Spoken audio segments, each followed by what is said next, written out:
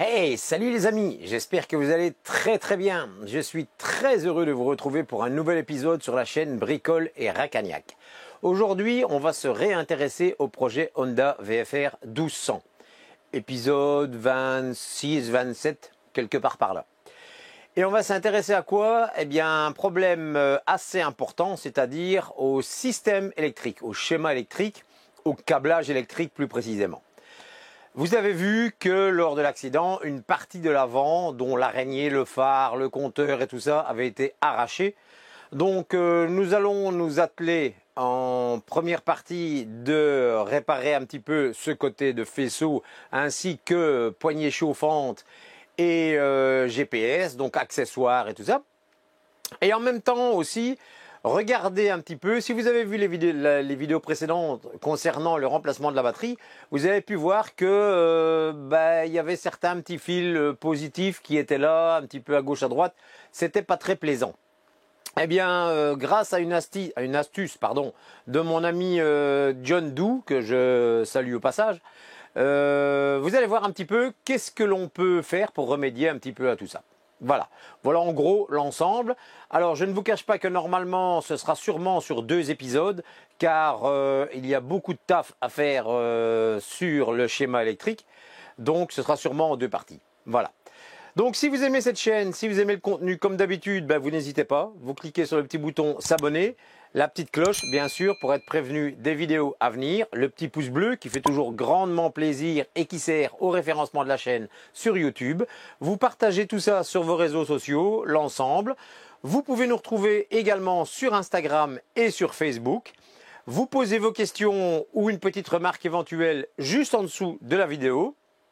Également, en dessous de la vidéo, vous retrouvez tout le listing de tous les produits et outils que nous utilisons dans toutes nos vidéos depuis le début de l'aventure et bien sûr aussi sans oublier les codes promo de nos différents partenaires de la chaîne. Vous retrouvez tout ça en dessous de la vidéo. Voilà, eh bien, écoutez, l'essentiel est dit, donc sans plus attendre, on est parti. Allez go!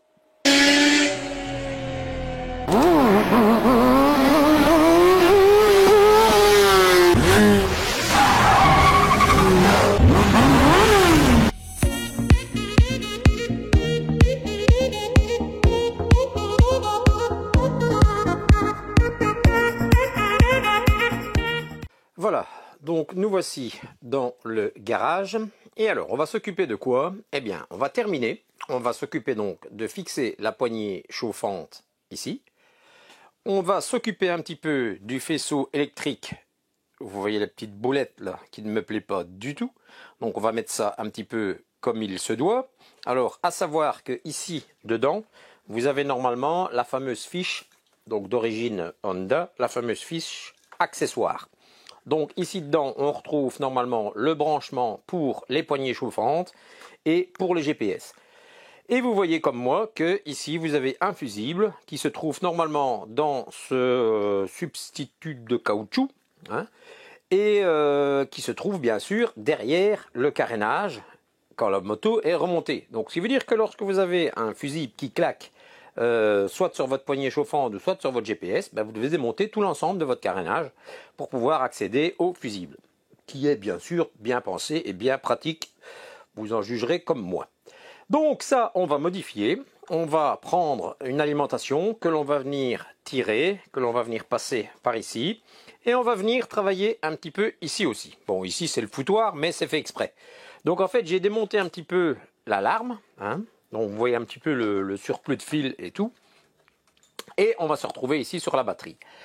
Alors, pourquoi ce petit tuto électrique? En fait, je vous explique. Au début, donc j'étais parti pour rien que m'occuper de cette partie-ci. Donc refaire cette partie-ci comme il faut, avec le faisceau de câble, les poignées chauffantes, patati, patata, donc tout remettre ça comme il faut. Vous avez vu entre-temps le remontage de la batterie.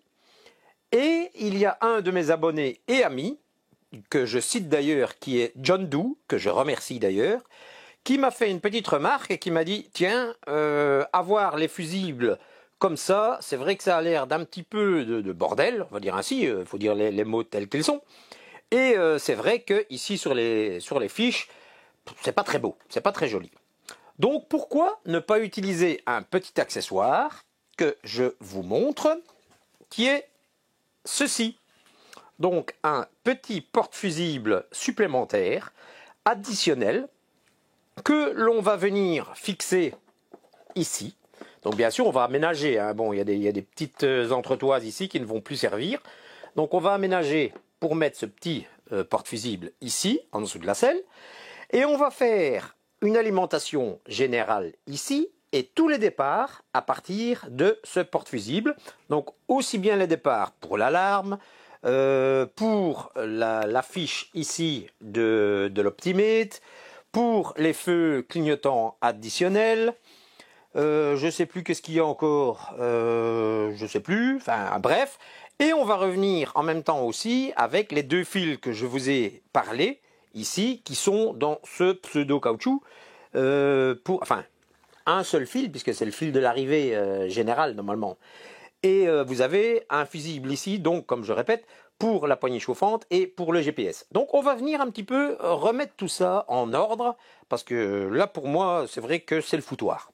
Mais je n'y ai pas pensé plus que ça, parce que lors du remontage de la batterie, comme c'était déjà comme ça avant, remonté par une tierce personne, je n'en parle plus. Et donc voilà. Donc maintenant on va mettre un petit peu ça comme il faut. On va remettre un petit peu ça en ordre. Donc on s'y attelle. Allez, c'est parti les amis. On y va. Voilà. Alors, on va commencer donc par notre poignée chauffante, ici. Alors, pour notre poignée chauffante, qu'est-ce qu'on va faire? On va d'abord régraisser avant de lui mettre une colle. Et en fait, je vais essayer la même colle que j'avais utilisée, je ne sais plus pourquoi, dans quelle vidéo. C'est une colle, je pense, sur une partie du casque ou quoi, je ne sais plus. C'est une colle comme une colle de contact, mais on peut également l'utiliser comme colle normale. Donc c'est ce type de colle, en fait, type de colle que j'avais en spray. Et j'avais vu que ça faisait papier, liège, polyuréthane, caoutchouc, bois, textile, fer. Donc en fait c'est pas mal, ce type de colle, ça tient pas mal. J'ai essayé sur différents produits, puisque bon, je ne fais pas que sur les motos et je ne fais pas des vidéos sur tout, j'ai quand même du travail aussi à la maison, donc j'utilise un petit peu sur tout. Et j'ai remarqué que si vous en mettiez sur une partie, donc sur une partie A et sur une partie B, vous attendez 15 minutes par exemple, eh bien c'est comme, allez, comme tout le monde connaît, comme de la Patex, on vient rencoller les deux et là ça bouge plus du tout. Ça c'est une des principales qualités de cette bombe. Et enfin cette colle plutôt, et deuxièmement, eh bien, on sait s'en servir également comme colle tout à fait normale. Donc on va venir en pulvériser, on va positionner la poignée, et alors on ne va plus y bouger pendant, moi je vais le laisser 24 heures, parce que je vais le laisser jusque demain. Et normalement, cette colle là prend également comme il faut. Elle prend bien sur les parties, les différentes parties, plastique, fer, et tout ce que je viens de vous citer. Donc voilà. L'avantage de la deuxième partie, enfin du deuxième principe plutôt de fixation, c'est que lorsque vous avez mis la colle sur un seul endroit, même les deux, hein, vous mettez à l'intérieur et vous mettez sur l'extérieur si vous voulez, vous venez le mettre directement en contact l'un l'autre, eh bien vous savez ajuster pendant, je pense, sans dire de bêtises, c'est pendant 5 bonnes minutes. Je pense qu'ils avaient dit 5 bonnes minutes, vous savez ajuster. Après, il ne faut plus y bouger. Que si vous faites les deux parties que vous venez adjoindre l'une contre l'autre, après 15 minutes, là c'est fini, ça ne bouge plus. Donc ici, qu'est-ce qu'on va faire? Eh bien, donc d'abord, on secoue un peu la bombe comme il le préconise. Voilà, ici j'ai pris un vieux chiffon pour ne pas en mettre partout. Voilà, et on va pulvériser sur notre poignée. Donc eux ils disent plus ou moins 20 cm. Voilà. On n'avait pas une tonne non plus, hein, ça sert à rien, parce que de toute façon, on va faire tourner la poignée. Voilà. Voilà. Voilà. On n'en a pas mis une tonne. Alors, je prends ma poignée, j'en mets un tout petit peu à l'intérieur. Bon, ça, je ne vous le filme pas. Je suppose que vous comprenez ce que je suis en train de faire. Je suis en train de mettre un peu de colle à l'intérieur de la poignée. Voilà. Je frotte un petit peu l'excédent. Voilà. Et on va venir la mettre en tournant pour pouvoir avoir de la colle vraiment partout à l'intérieur. Voilà. Alors maintenant, on fait attention, c'est au maximum ici pour notre butée de guidon. Voilà. Donc, on regarde un petit peu que ce soit facile d'accès pour notre pouce. Donc, en l'occurrence ici, c'est pas mal. Voilà. Normalement, elle ne vient pas se coller complètement au commodo ici, ce qui laisse de la place lorsqu'on doit le démonter, parce que s'il y a un peu de colle ou quoi qui vient de se coller, ben là, vous êtes un petit peu mal. Voilà. Et ici, on est pas mal. Donc voilà, on laisse la poignée telle quelle. On n'y bouge pas. On peut éventuellement déjà refixer la partie ici de notre embout de guidon, qui lui n'a pas besoin d'être collé puisque ça se visse. Donc ça, on peut le resserrer. Voilà, quand il est serré bien contre, voilà, c'est pas la peine de forcer non plus, c'est contre, voilà, ça ne bouge plus. Eh bien voilà les amis, donc je pense que, je vais me mettre un petit peu à côté pour voir, voilà, je pense qu'on est bien, voilà, donc là, il n'y a pas de problème, notre poignée chauffante est encollée, on va dire, donc on n'y bouge pas, on laisse ça bien se reposer et bien coller à son aise. Nous, on va s'occuper maintenant de l'arrière, du côté de la batterie, faire l'emplacement pour mettre les portes fusibles, on regarde un peu à tout ça. Allez, à tout de suite. Voilà. Alors, on va commencer par quoi? Tout simplement par faire un peu de place. Donc, on va débrancher notre batterie, on va la virer de là, pour pouvoir avoir le câblage un petit peu plus à nu, avoir un petit peu, pour voir un petit peu plus clair dans ce qu'on va faire. Donc, on va débrancher notre batterie. Donc, comme je l'ai déjà expliqué maintes et maintes fois dans des tutos précédents, moto ou voiture, on démonte toujours le pôle négatif avant.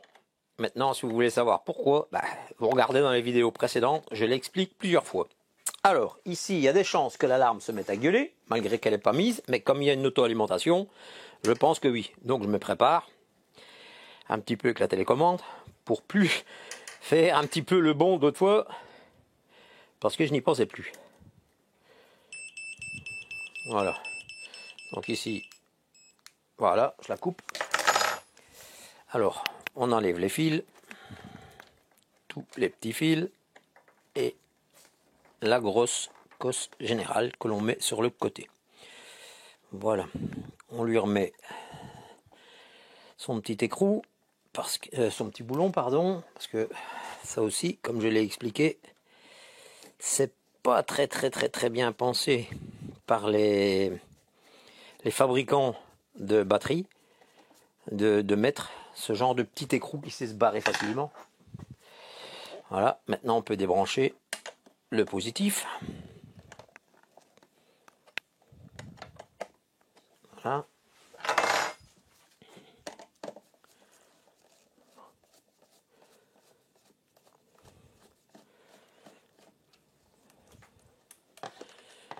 Voilà.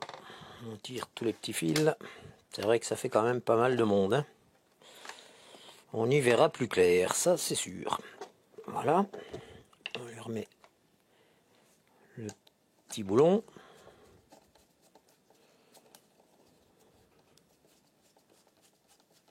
Voilà. Toc. Et maintenant, on peut retirer mademoiselle ici. Voilà. Hop. Et voilà. Voilà. C'est vrai qu'on voit nettement plus clair et on va pouvoir un petit peu défaire tous ces petits fils qui sont colsonnés à gauche à droite et pouvoir aller mettre ça sur notre système. Alors, ici, vous voyez, il y a quelques petits plastiques. Je sais pas trop à quoi ça sert, si ça sert à mettre quelques petits accessoires XY qui pourraient être vendus. Bon, nous ici, on ne s'en sert pas. Donc, qu'est-ce que je vais faire?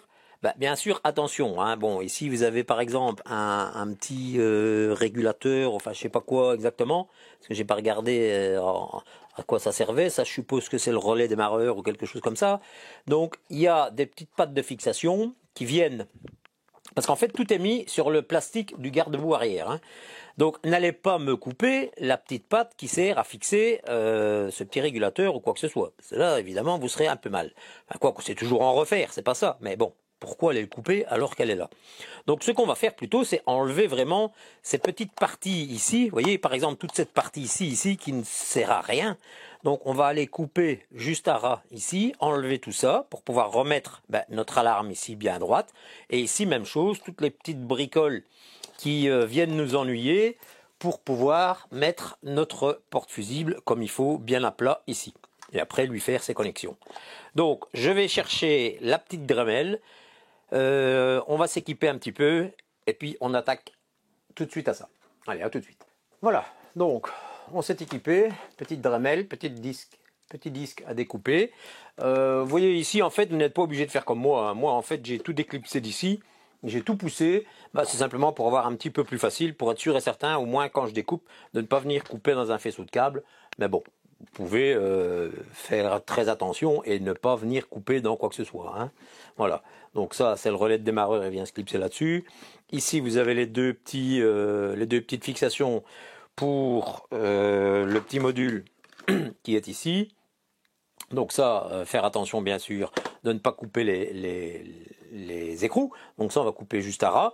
Et par contre ici, toute cette partie-là, ça on peut enlever. Ça sert à rien de descendre plus bas puisque de toute façon on n'ira pas plus bas. Mais au moins on pourra positionner notre centrale d'alarme. Donc voilà, comme ceci. Voilà, on pourra positionner notre centrale d'alarme un petit peu mieux et bien plus bas. Ce sera beaucoup plus simple. Voilà, donc on commence par découper les petites parties ici. Donc ça va faire un peu de bruit évidemment, hein.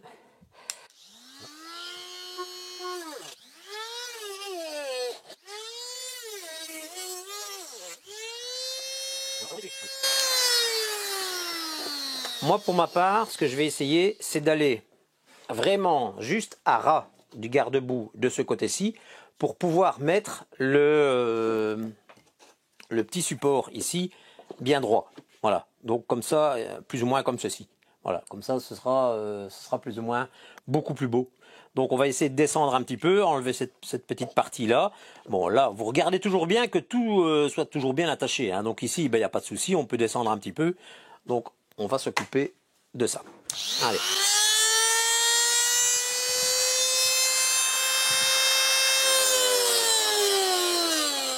A few moments later. Donc ici, ce ne sont pas des outils spéciaux, hein. Ce sont des outils qu'on trouve un petit peu partout dans les boîtes de style Dremel. Vous voyez, ici j'ai mis voilà, ce petit outil-là. Ça va me permettre d'aller facilement dans les coins.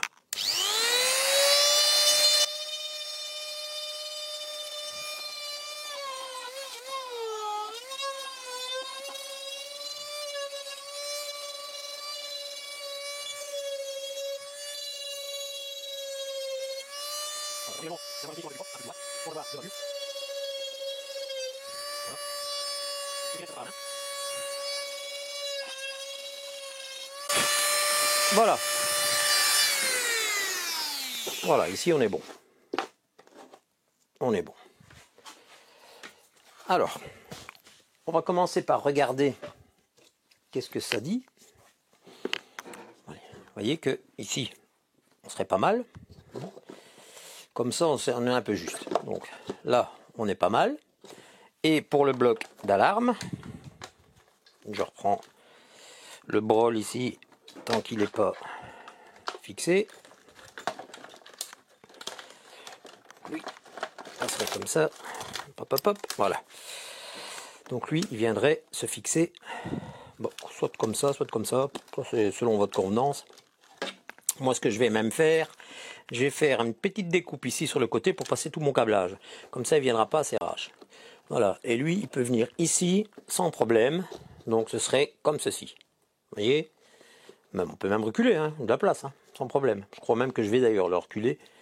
Il n'y aurait pas de souci.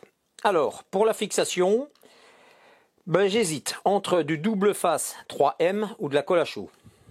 Je pencherai un petit peu pour la colle à chaud, car j'ai réussi à dégoter des bâtons de colle à chaud qui restent plus ou moins élastiques.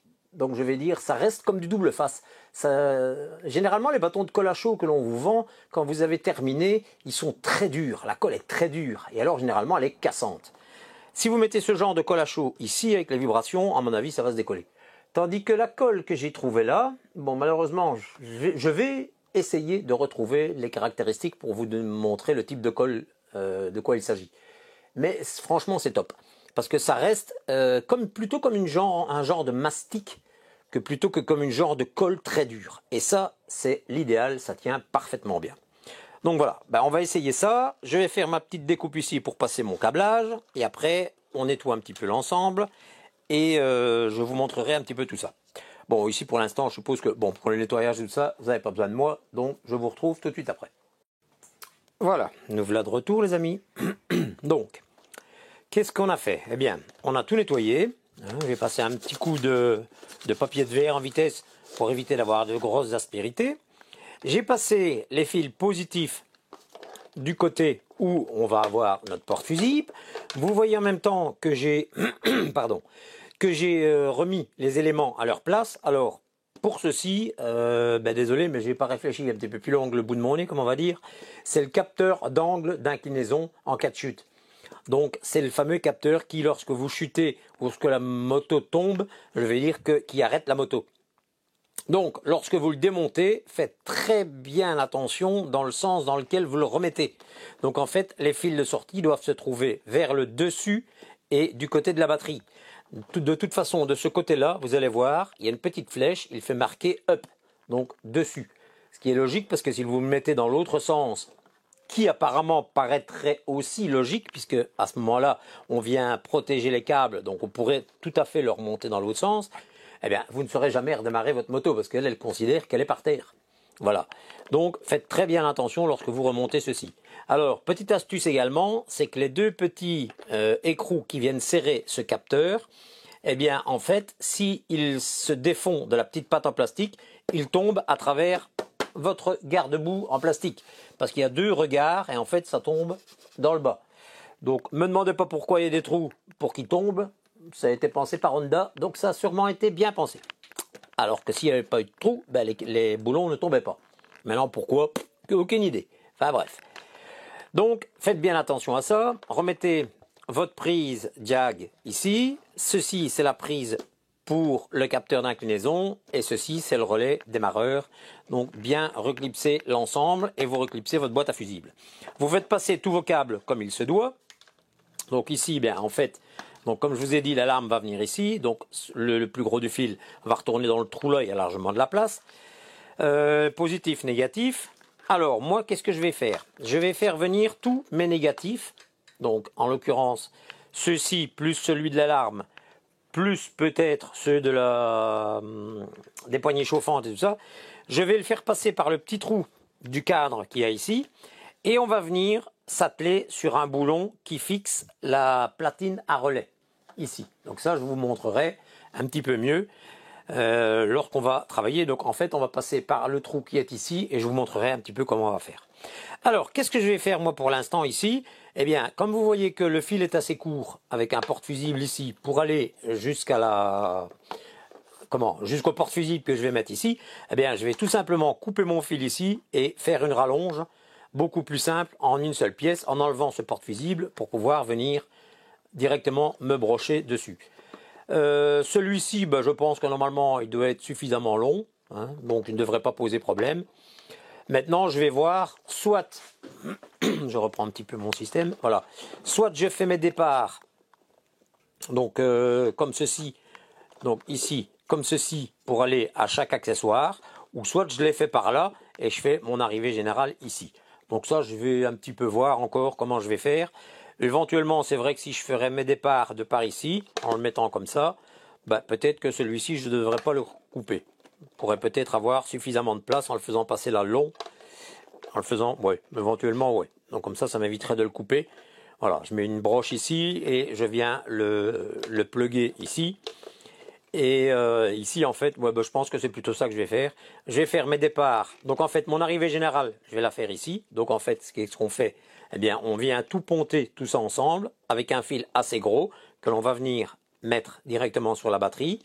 Et ici, on va partir avec tous les positifs pour nos accessoires. Je pense qu'on va faire ça. Alors, je prépare un petit peu tout ça. Je démonte le cache ici pour vous montrer un petit peu pour fixer la masse. Et on se retrouve après. Allez, à tout de suite.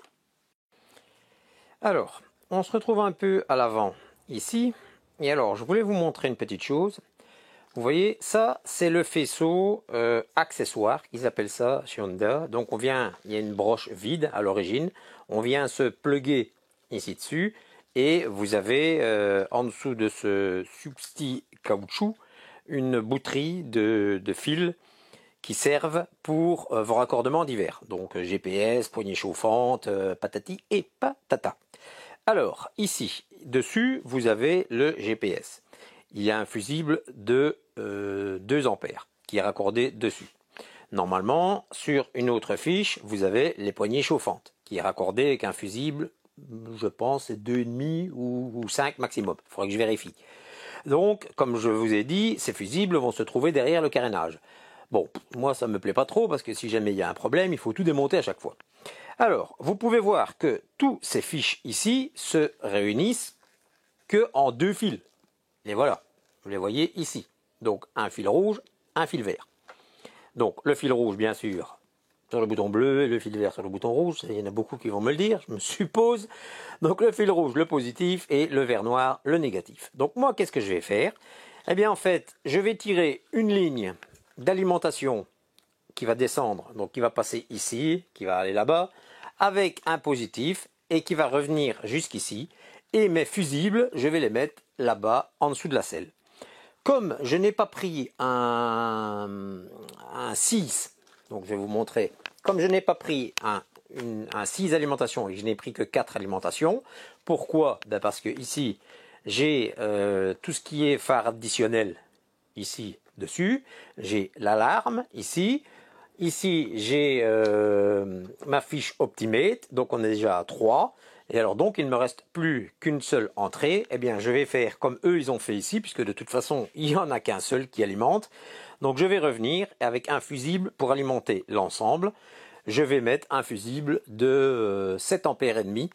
Donc de toute façon là on est sur du 1,5. Donc 1,5, 7 ampères et demi, il n'y a pas de problème. Je suis sûr et certain que ce n'est pas le fil qui va fondre. Et si jamais il y a un souci, ben, j'ai beaucoup plus de facilité à aller remplacer mon fusible qui va se trouver là que de démonter tout le flanc de ma moto. Donc voilà, alors qu'est-ce que je vais faire maintenant? Eh bien, je vais passer le fil. Donc en fait, bah, ça, je n'ai pas besoin de vous le filmer non plus, hein. Je vais passer un simple fil. Donc à la rigueur, vous le voyez ici, je l'avais déjà fait avec les phares additionnels. Donc je vais passer un fil comme ceci, voilà, vous pouvez le voir ici, voilà, un fil ici. Donc je passe, c'est du 1,5. Pas nécessairement du 3, c'est pas nécessaire. Si vous avez du 2 fois 1,5, c'est suffisant, à condition bien sûr qu'il soit gainé. Ne mettez surtout pas du côte à côte de haut-parleur, ça je vous le déconseille fortement. Mettez du 2 fois 1,5, même plus terre si vous avez envie, vous avez un fil de plus, pourra toujours servir. Donc vous le passez comme ceci, vous le passez à l'endroit où moi je le passe ici, donc en dessous de l'admission d'air. Il passe ici en dessous du réservoir, donc derrière la petite plaque en caoutchouc. Il remonte ici et il remonte juste en dessous de la charnière. Voilà, il remonte juste en dessous de la charnière ici et il passe en dessous de la boîte à fusibles. Et hop, il va ressortir ici puisque le voilà. Donc c'est exactement ce que je vais faire aussi pour mon alimentation additionnelle. Je monte un peu tout ça et après on va se retrouver pour le montage des cosses et la mise à la masse. Allez, à tout de suite. Voilà, donc on continue le montage. Alors je vous montre un petit peu ici ce que moi j'ai fait. Donc j'ai pris mon diviseur, on va dire ainsi, mon répartiteur, et j'ai soudé un fil multibrin souple de 4 carrés.